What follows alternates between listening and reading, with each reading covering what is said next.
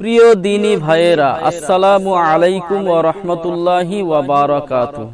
নামাজের মধ্যে কোন অংশটি উত্তম? এ প্রসঙ্গে কেউ কেউ বলেন সাজদা উত্তম, আবার কেউ কেউ বলেন কিয়াম বা দাঁড়ানো উত্তম। কেউ কেউ মনে করেন দিনের নামাজে বেশি বেশি সাজদা উত্তম এবং রাতের নামাজে লম্বা কিয়াম বা দীর্ঘক্ষণ দাঁড়ানো উত্তম।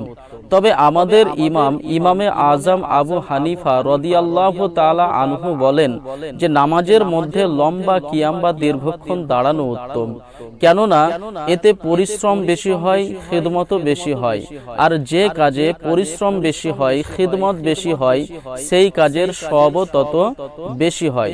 সুতরাং আপনি যখন রাতের বেলায় নফল নামাজ পড়বেন, তখন ছোট ছোট সূরা দিয়ে 20 রাকাত নামাজ পড়ার চাইতে লম্বা লম্বা সূরা দিয়ে 4 রাকাত নামাজ পড়া বেশি উত্তম।